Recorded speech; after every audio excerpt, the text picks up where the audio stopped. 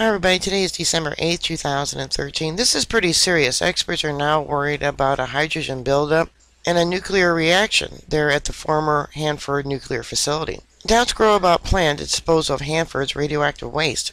Experts raise concerns about the complex technology intended to turn 56 million gallons of radioactive sludge at the former Hanford nuclear facility into glass and prepare it for safe burial. Here's an image of the facility.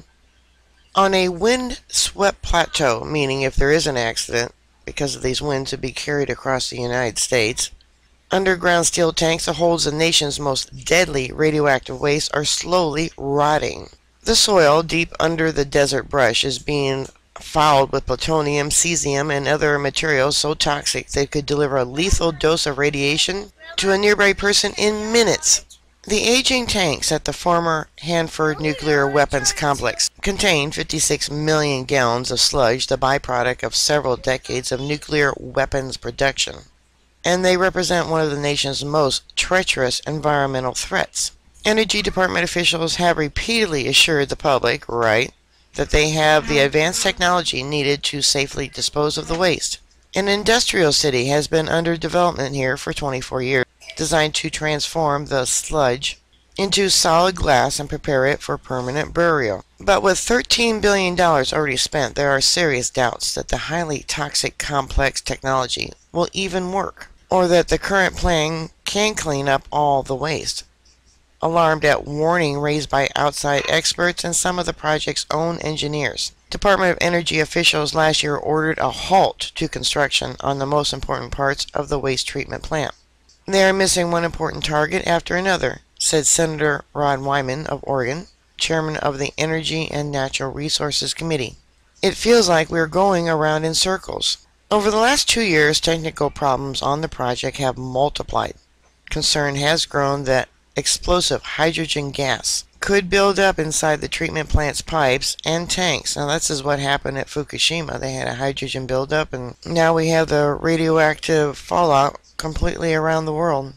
Clumps of plutonium could form inside the plant's mixing tanks, some engineers now say, potentially causing a spontaneous nuclear reaction. A federal oversight board found that employees' safety concerns has been discounted, while the Energy Department's Inspector General reported an estimate that more than a third of the plant's nuclear safety reviews required on every pipe, valve, and device were never conducted. Senior engineers at Hanford have voiced similar worries.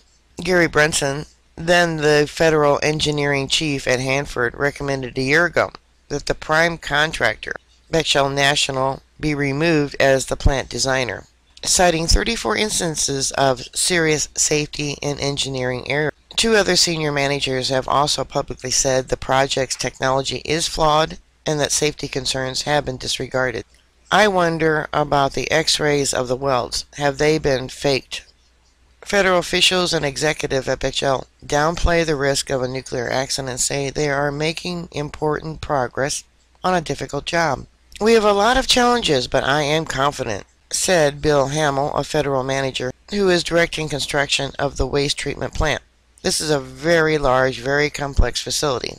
We continue to make progress. This month, however, the Energy Department formally offered a more cautious prognosis. It notified Washington state officials that it might miss some of the most important project deadlines promised 3 years ago under a consent agreement reached to address earlier lapses. November 14th of 19 key milestones are in jeopardy, the department has acknowledged. But endless delays are hardly an option when 1 million gallons of sludge from about a third of the 177 underground tanks have leaked into soil, and some have reached aquifers under the plateau. The Columbia River, the West's biggest waterway, is 7 miles downhill from the waste, and under worst-case scenario could be hit by the plumes in as little as 50 years, according to the Washington State Department of Ecology. Kind of reminds me of Japan. Lies and more lies. I wonder if it's already happening. I'll give you a link if you want to read more, but we should all take this very serious. This is why nuclear power should not be allowed anywhere in the world. Clean energy, my ass. Bend over and kiss your butt goodbye.